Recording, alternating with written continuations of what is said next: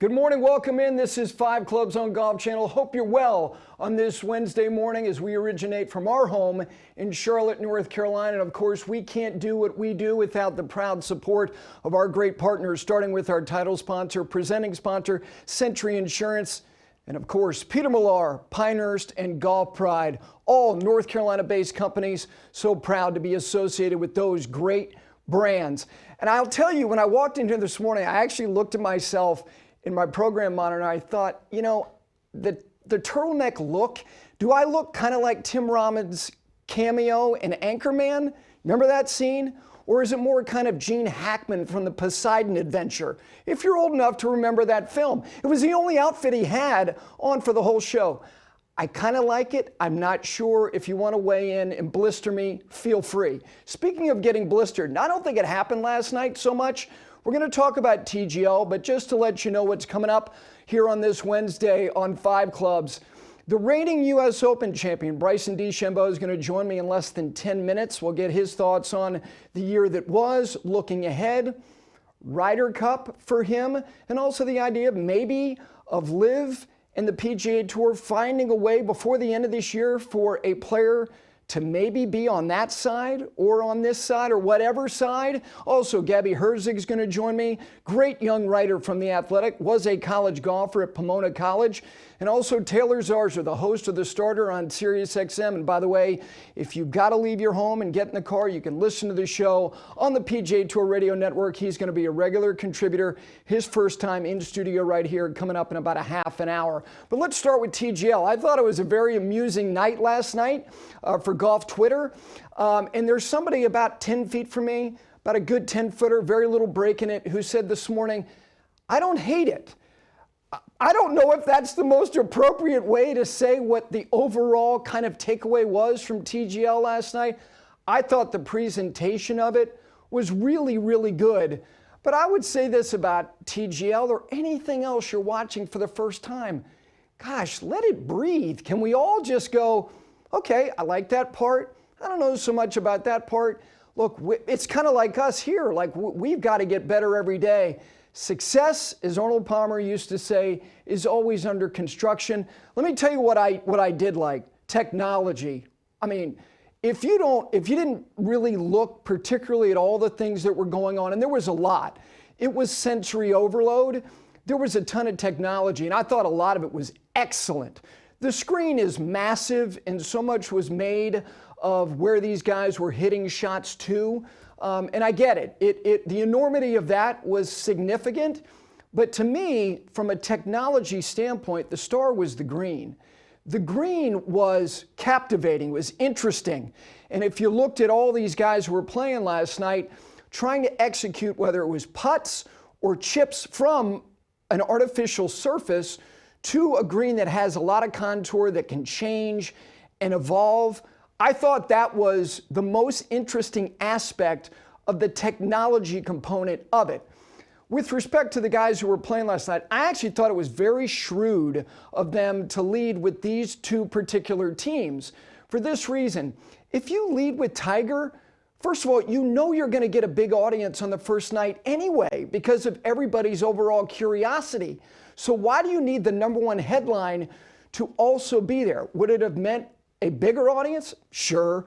But he's next week. So he alone holds the traction from the first night. So if you were ambivalent about night 1, you know that you get Tiger next week. So I thought it was very smart on their part from a scheduling standpoint to lead with those guys. And look, collectively, I would identify those 6 players as more on the bashful side. They're not 6 guys that you're looking to for sound bites, even though I thought Shane Lowry was who he is. Shane Lowry is inclined to drop an F-bomb once, twice, 12 times in 12 minutes.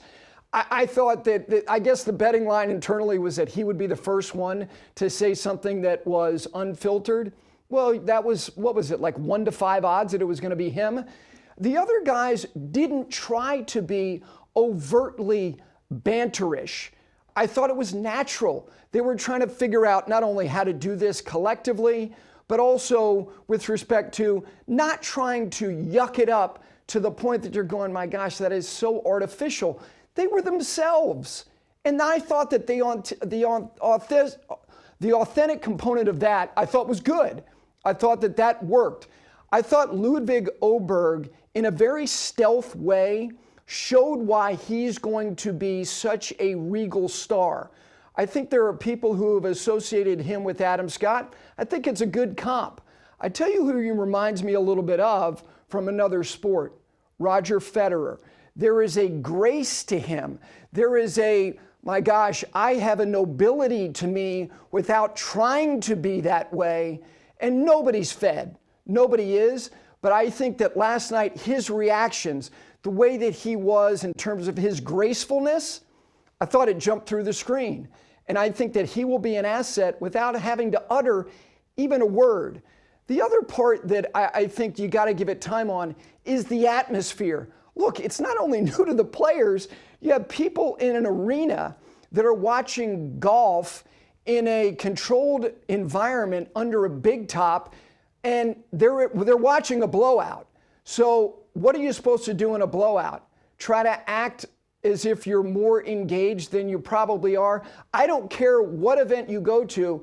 If it's non-competitive, you're going to kind of sit back, and then you're going to kind of start to get distracted because the event itself, there's no friction because it's not that tight. The other thing is that when they panned the crowd, and I get it, there were a lot of dignitaries. There were there last night. There were people that I certainly know who were in the crowd. It kind of reminded me of if they transported the member field from the Apogee member down there to take in night one of TGL. I'm not saying you import more kids and use them as props, but I think a little bit more diversity, especially when it comes to the age, will be helpful. Kids are naturally excited just by being near something like that. And I think getting more kids in the crowd should be a priority and should be a goal. I'm not telling you should hate it. I'm certainly not going to tell you that you should love it. That's one thing you're not going to hear me do on this program. One, say you're wrong, because everybody's opinion is just that. And the other thing is, I'm not going to force feed anything upon you. Just take it in. And if you like elements of it, I will say this lastly. I'm on, like I'm sure all of you are, a ton of text threads. And many of the text threads I'm on are populated by the nerddom of golfers. And so I was fielding a lot of incoming texts from these group texts. And I will tell you, just as an overall consensus of what I was reading from people in my life, they liked it. They liked it. And bottom line, this is Tuesday night golf in the winter, okay? It is a television show. And I thought the presentation was very well done. It really was. So we will see. And again, next week you get Tiger. And let me just say one last thing. You get Tiger on there. He's doing a little commentary. Then you got Rory. I don't know what Rory's ambitions are beyond his playing career.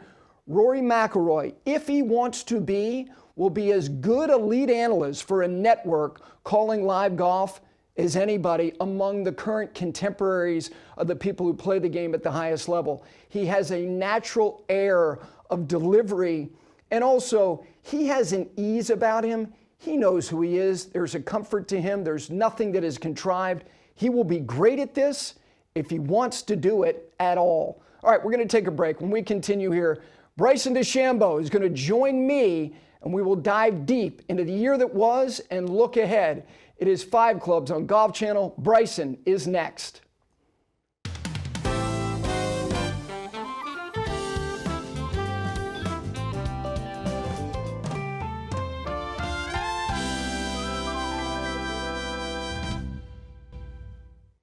Welcome back in. It is 5 Clubs on Golf Channel on this Wednesday morning. In this segment, very proudly and appropriately being brought to you by the Pinehurst Resort. There's never a bad time to be at Pinehurst, and they are adding cottages to Pinehurst number 8, the first on-course offerings they've got. Somebody who has very good memories of Pinehurst, he's the reigning U.S. Open champion, a 2-time U.S. Open champion, and one of the most significant figures in the game of golf, and that is Bryson DeChambeau. Very kind enough to join us. Good morning, my friend.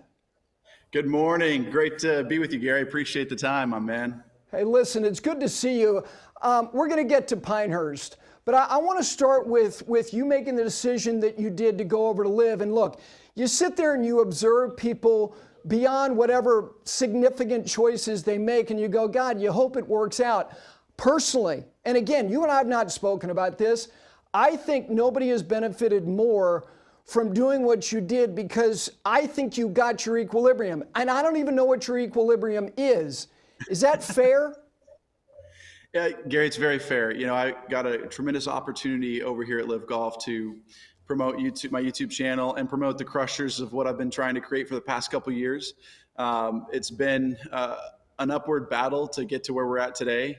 But you can see the likes of, the crushers and then Reebok obviously doing what they're doing with us now. And, the dominoes are kind of starting to fall, which has been fun to see the transition of companies and how they view Live Golf. And I feel like there's space in this ecosystem, this great game of golf, to have multiple ways to consume professional golf. And I really think it's just an additive at the end of the day. Ultimately, it will be an additive.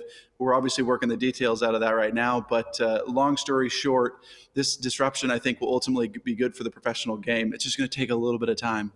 Your curiosity, people, as they got to know you, it was about, the choices you made in terms of your clubs and this setup. But your curiosity has obviously expanded way beyond that. You mentioned the YouTube following. As you've grown this audience and you've tried to understand what people's likes are and what they want to consume, I don't want to ask you what you've learned about them. What have you learned about yourself? I've learned how to become more of who I am. Learn more about who I truly am as a person. Those are the biggest things that I've learned from YouTube golf. I can't tell you how many times I see the reaction of people in the comments and whatnot, and just in interactions when I go to a tournament, when they're talking about my YouTube channel more than they are like a US Open win sometimes. And it's really inspiring, honestly, to showcase a different side of the game that's not been previously, really dove into. I mean, no professionals really dove into it, and you start to see the likes of Phil Mickelson, and then obviously what Grant Horvat just did with Tiger. Yeah. I think that's coming out today, and you're just starting to see this landscape grow, which is, I think, ultimately what is going to be good for the game of golf. And so when I'm looking at the fans, when I see the fans, I see a person. I see someone that wants to be entertained and wants to feel a part of a person's life, right? And creating that empathetic, loyal relationship between each and every individual is so important to me now, because it's made me a better person ultimately. I've learned a lot from my fans, and that's what I can say about it. Is they've given me that opportunity to discover more of who I am, and also help me understand what others want from the game. You use the word disruption. You've traveled the world more than you ever have over the last couple of years. And you've learned about cultures, but the global golf consumer, what do you think they want? I personally think they want entertainment. From what I've seen, they want to see cool shots, cool entertainers, interesting people. They want storylines. They want to feel a part of something that's bigger than just their small little community. They want to be a part of this global golf landscape, and I think that's what's really cool. Going to Hong Kong for the first time last year was eye-opening to me. Adelaide, seeing how many golf fans are in Adelaide, and the thousands and thousands that showed up to watch us and root us on and be crazy and throw stuff around and interact with us was really cool to see. That the American sport that we know and love, that's golf, is great. It's fantastic, and we want to continue to bolster that relationship with the American golf consumption. But it's so much bigger outside as well, like Hong Kong, Singapore, even in Riyadh that we're going to this year. I'm excited to see that city. We've got the UK that didn't really go much to other than the British Opens, and now we're getting to see more of that landscape. It's fascinating. It's fascinating to see how much people love this great sport all across the globe. And there's a bunch of opportunities across the globe. We're talking to people in the Philippines right now, in India. I'm going to India for the first time. I'm excited to see that. Get to see the Taj Mahal. It's going to be fun. I'm really excited to continue to grow this great game across the globe. You created one of the great moments, not just of 2024, it's indelible, it will stand up forever. The third shot on the 18th at Pinehurst #2 to secure your second U.S. Open. I think there were other moments, they may not be as paramount as that.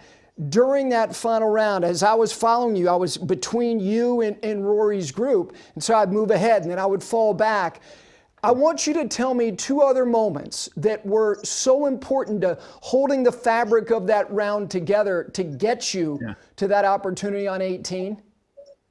I'd say my probably second favorite moment, other than getting up and down, was the putt and the up and down that I made on 8. Yep. So hitting it to the right in the trees off the tee, punching it out. I mean, if I hit that thing straight, it goes out of bounds into the houses.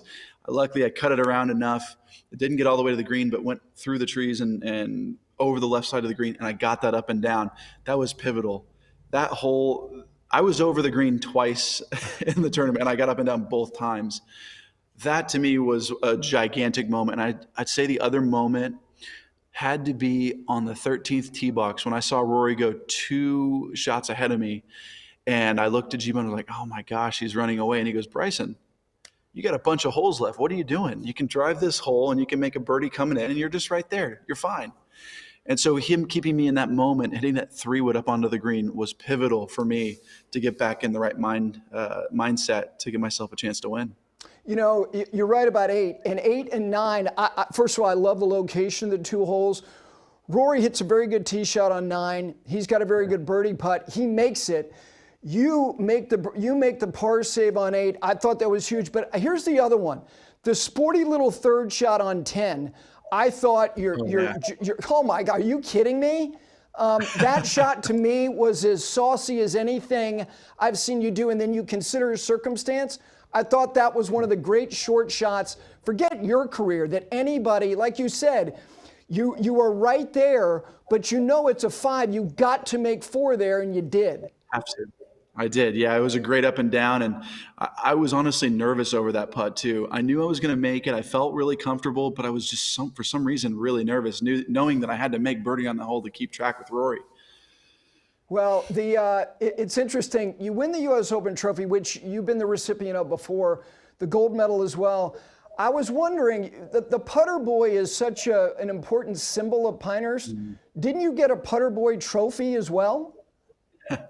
I did. Bob Dedman delivered me a putter boy trophy about a month and a half ago when I went to the SMU game, and it was I think it was a homecoming night or something like that, and I got to drive out there and in this car, and it was fun. They highlighted me. It was pretty fun. But he gave me that putter boy trophy, which meant the world to me. Funny enough, back in 2012, Bob Dedman took the team out to Pinehurst to get a bit of a practice round before the 2014 U.S. Open, because we were all going to try and qualify for it, the one Martin Keimer won. And ultimately, I didn't wind up qualifying for it. I qualified the next year at Chambers Bay. But that always stuck with me. I actually won this other putter boy. It was an internal match between SMU, and I won this putter boy, and I was like, that's so cool. It's such a cool symbol. And a decade later, just over a decade and 2 years, I come back to this place that's meant so much to me. Payne Stewart, his history, coming to SMU, going to SMU, and being a part of that. It just felt like there was something greater that week. It was incredibly emotional walking into the locker room, in the champions locker room, and seeing Payne Stewart's outfit. And I just looked at that every single day I walked in there, and I just wanted to honor him that whole entire week. And I felt like every day, walk out into the arena and be brave. Go out there and be brave and dare to be bold. And that's just what I felt like I did every single day, and played the best golf I have in a while, and everything came together, which is pretty special. It certainly did. A couple thoughts from you about this year.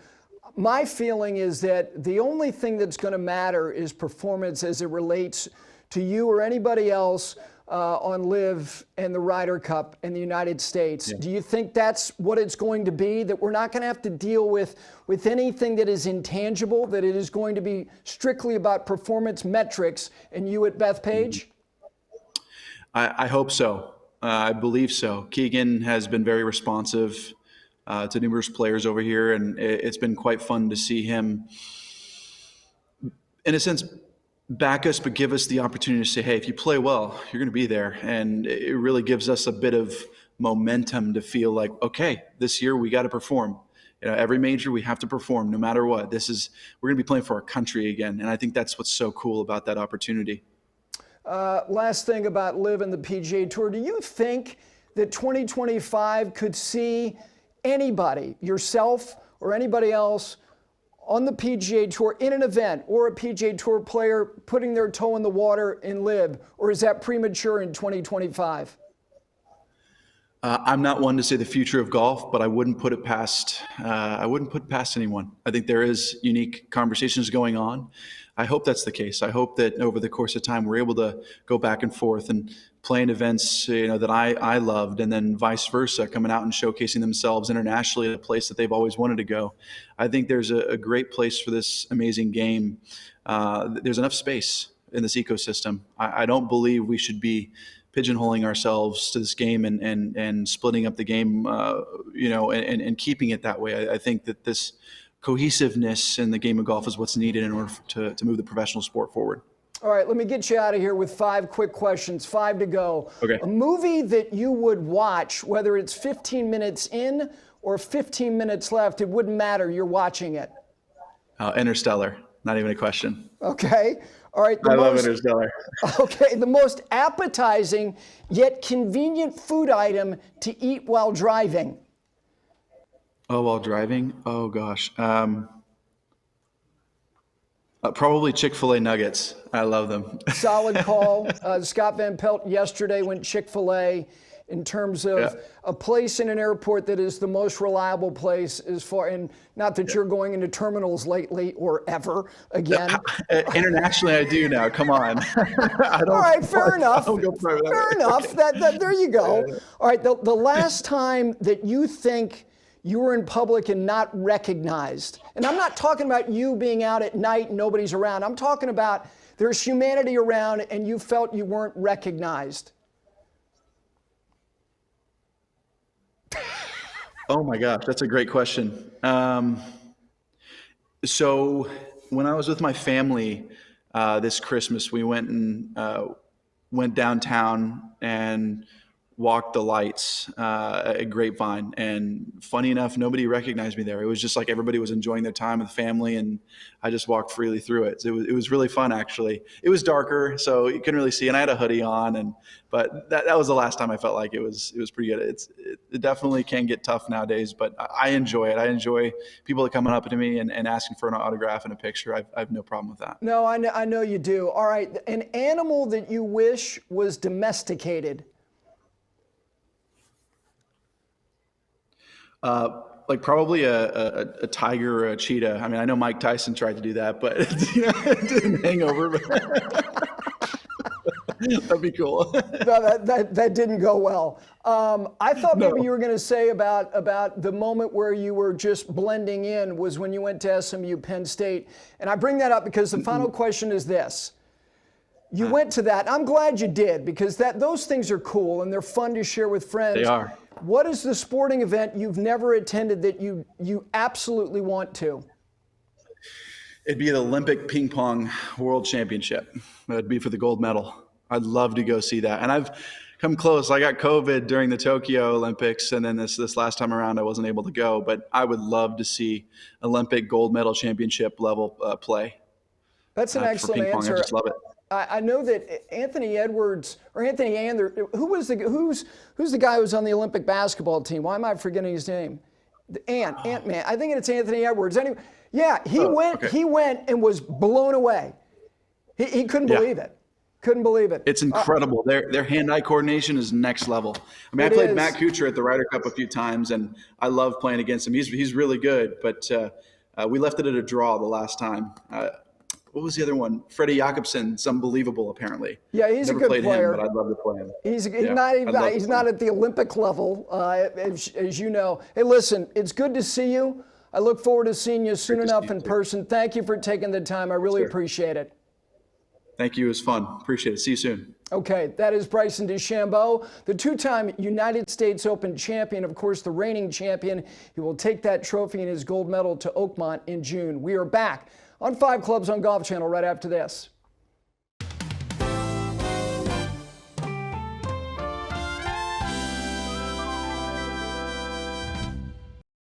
Back in on 5 Clubs on Golf Channel, also simulcast on the PGA Tour Radio Network. It is 31 minutes past the hour. This segment proudly brought to you by Peter Millar, where performance meets luxury. Speaking of luxury and performance, joining me now for the first time, he will be a regular contributor on this program. He has been a huge part of what we've tried to build over the last couple of years with our major championship previews. He is the host of The Starter on the PGA Tour Radio Network. You probably just listened to his program. I think he has more layers on than I do, and I think he's lampooning me, and that, of course, is Taylor Zarzour. Good morning, my friend. I didn't get the turtleneck memo. Come on, man. I would have worn one. I did use Pine Valley soap because I knew that I had to pull out all the stops this morning to try to measure up to your level of fashion. Well, but listen, this is the best I've got.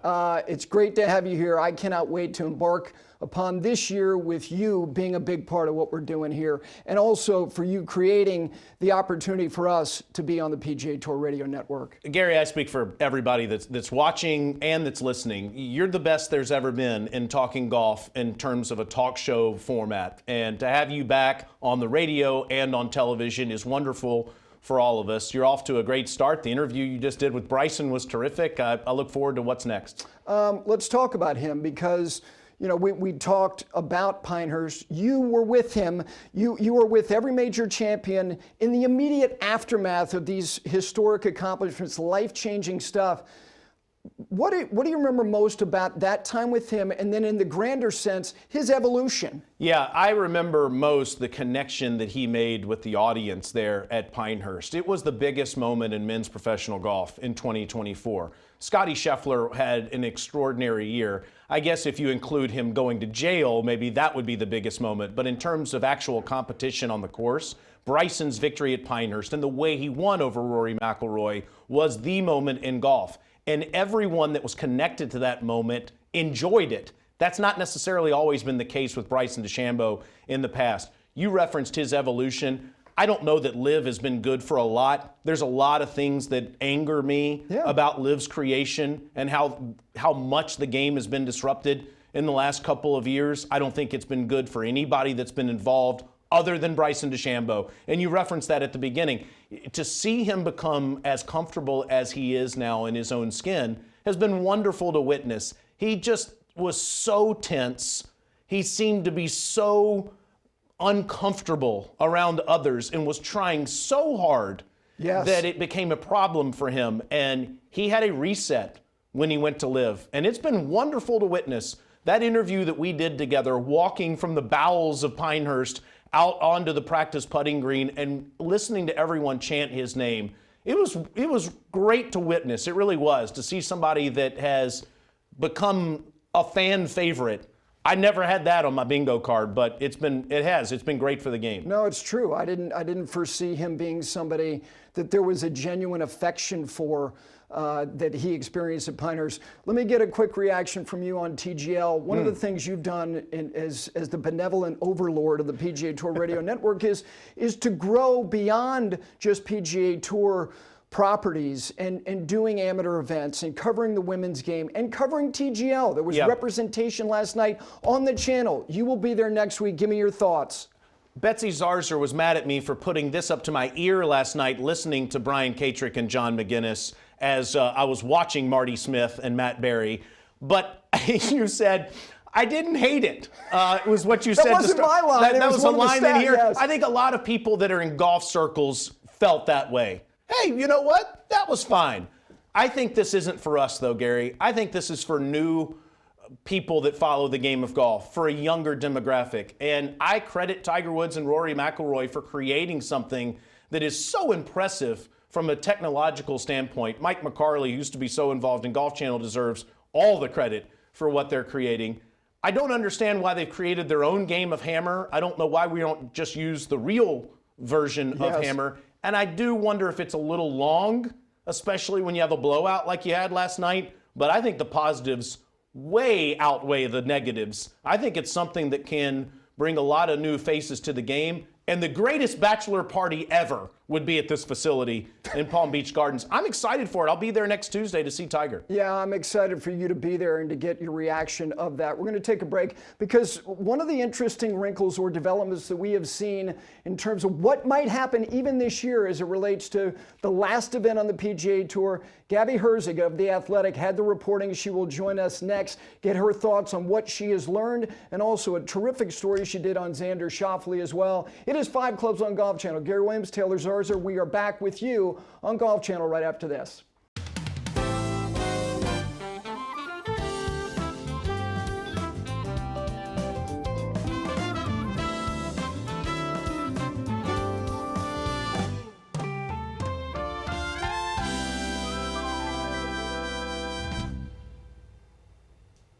Back in studio here, it is 40 minutes past the hour. It is 5 Clubs on Golf Channel. Gary Williams, Taylor Zarzour with me. We appreciate Century Insurance, our presenting sponsor. Right by you, Century Insurance. Joining us now is a terrific writer for The Athletic, Gabby Herzig, who has been reporting on what potentially could be a significant change to the last event of the PGA Tour season, that of course being the Tour Championship. Gabby, it's good to have you. Good morning. Thanks for joining us. Let's start with where this is coming from. Do you get the sense from your reporting that this is an internal thing being driven by the tour and the players, or is it more something from a sponsor standpoint and maybe broadcast partners? It's a great question, Gary. I think what's really been clear in my reporting is that this is a collaborative effort. PGA Tour leadership, its media partners, its corporate sponsors. There is a full-on effort to make this happen for 2025, and the conversations are currently ongoing. But I do think you can kind of look at what's been happening at the PGA Tour over the past 6 months and even year. First with the onset of SSG coming in as an investor in the PGA Tour, the creation of the Player Equity Program. Most recently, the PGA Tour Policy Board voted to reduce the number of PGA Tour cards from 125 to 100. Even things like the Creator Classic and bringing YouTube golf into the fold. There are a lot of evolutions and changes happening at the PGA Tour right now, and I think this is kind of just the latest effort to continue listening to fans.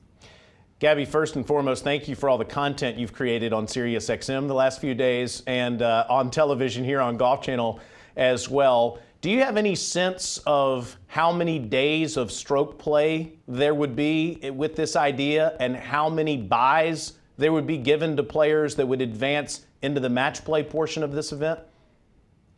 I think those conversations are happening right now, and we can't really determine that yet, but that is exactly what the PGA Tour is looking at. I know that there's a lot of data being looked at, a lot of analytics, modeling.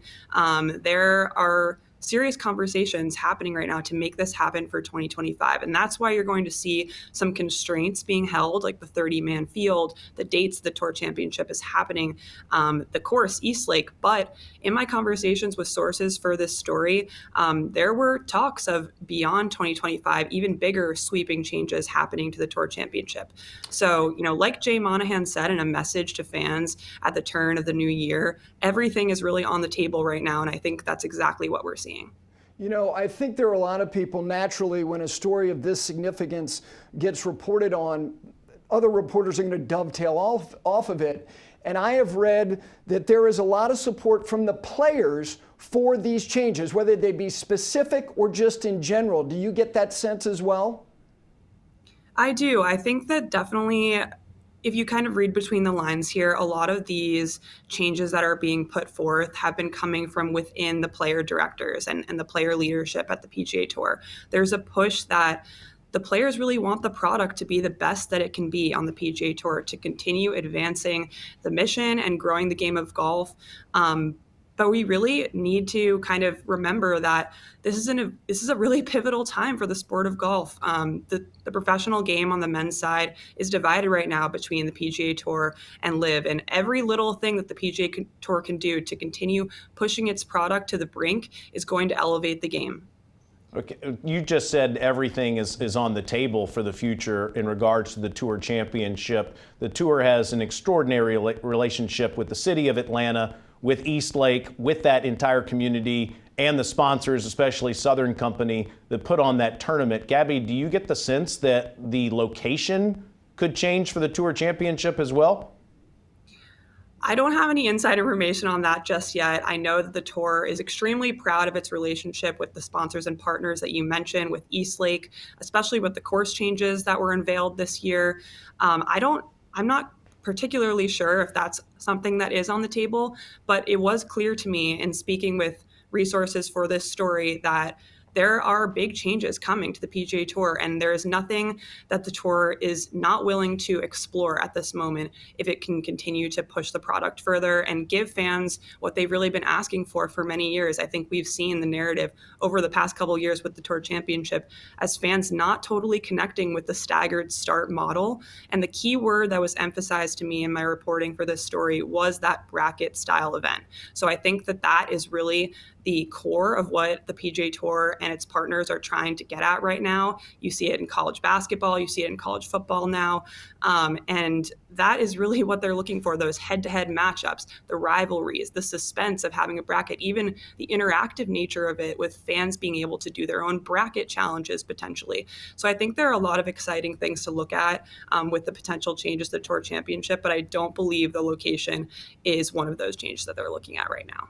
Gabby, thank you so much. The reporting was excellent. I wish we had more time. You wrote a fantastic piece about the relationship of Xander Schauffele and his dad. I highly recommend it.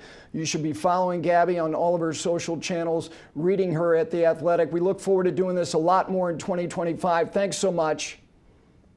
Thank you for having me, Gary. It's a pleasure. There is Gabby Herzig of The Athletic. All right, Taylor, you and I are going to continue. You wore a sport coat appropriately because we're going into the club. What club are you referring to at 8:45 in the morning? Well, we're going to open up the doors to it when we continue here on 5 Clubs on Golf Channel on this Wednesday morning. We're back right after this.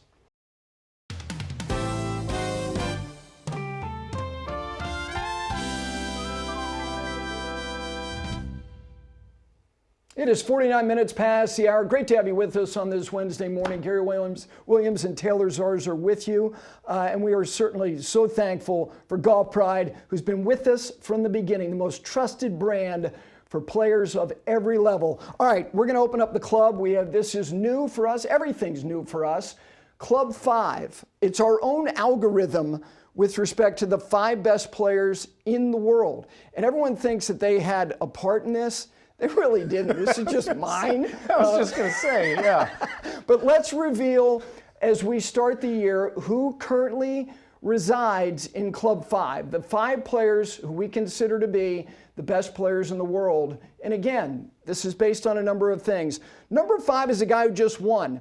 Hideki Matsuyama, if you look at his career, it's all bold type. The guy wins monster events, including obviously having won the Masters. He has top 5s, multiple top 5s in 3 of the 4 majors. His flow state is as good as anybody. He's not as consistent week to week as the guys who are in front of him, but he starts this year at 5 in the Club 5 power rankings. Number 4, he's as big a name as there is in the game. He won 4 times around the world, including a team event with his buddy Shane Lowry at the Zurich, and that is Rory McIlroy. His consistency in major championships, with the exception of a few players, is unmatched. Would we all like to see him week in and week out be better? 7 top 10s as it relates to these other guys, especially 2 and 1. It's like half the number. So that's why he's at number 4. Number 3, you heard him and saw him earlier this morning. And you can do a value assessment on Bryson DeChambeau as it relates to live events and live wins. He didn't win on live in 2024, but he did win the U.S. Open. And here's the other thing. He was second at the PGA. He's solving the riddle of Augusta National. His performance there has been improving. He starts the year at number 3. Number 2, Xander Schauffele. The guy is a plow mule. Every single week, he plows his way into contention, and obviously coming off a 2 major championship season, he had multiple runners-up as well. And then the guy at number 1, I have no idea how anybody is going to unseat him. I know he hadn't played yet this year. He's probably not going to. We know that he's probably going to be Pebble Beach, will be his launch point in 2025. The guy is the gold standard. He's platinum on the PGA Tour, on any tour in the world. He's number 1. And at the end of the year, somebody who is number 1 will be a recipient of a very regal Peter Millar 5 clubs embroidered blazer to wear to every holiday party that they want to.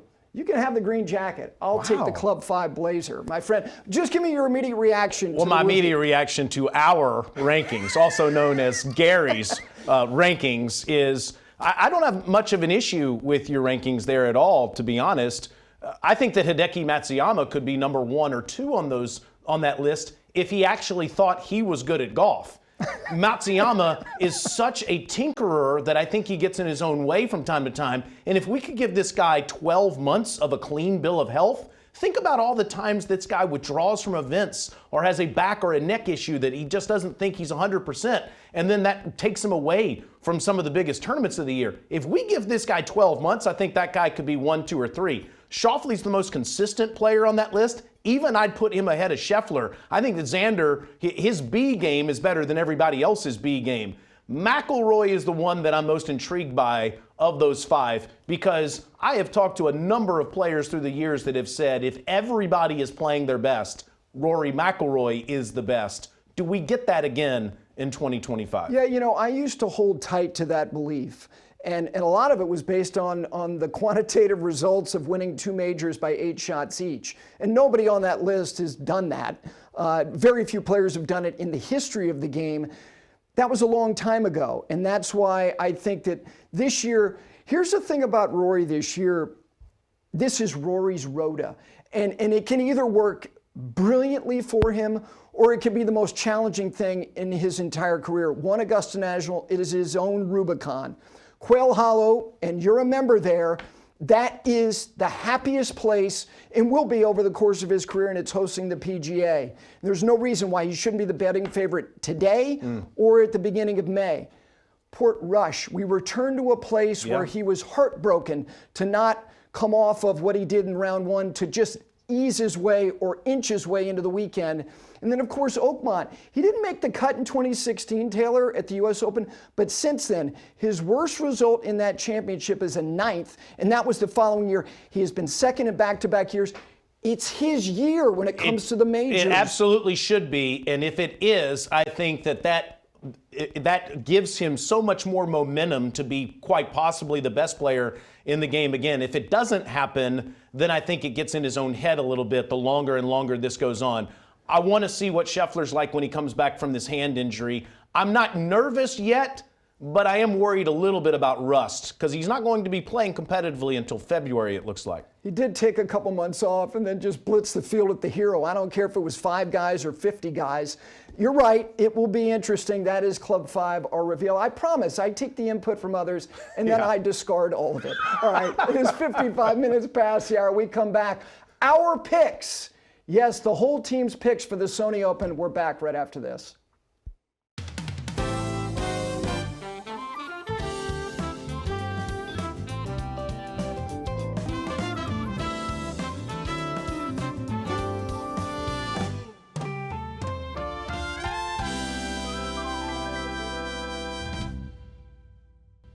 All right, we are back. Final minute here on this final day for us in week 1. Our picks, the whole team's picks, and let's take a look at who we like for the Sony Open.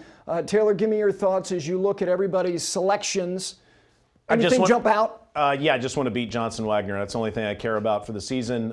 Luke Clanton has 4 top 10s and 7 starts. You were shocked by my pick. This guy has a chance to give himself full status on the PGA Tour this week. True. Still as an amateur. I like his chances this week. I love this golf course, too. It's a classic golf course that I don't think gets enough credit. You're right about Luke Clanton because of the changes they've made to the accelerated part of PGA Tour U. At top 5, he gets 3 points. He's got his card whenever he wants to use it. At top 10, gets him another start as well, an additional point. All right, we got to jump. Week 1 is done. None of this happens without our patriarch, Steve Hall, who is the overlord of 5 clubs and signature sports groups. Have a great weekend.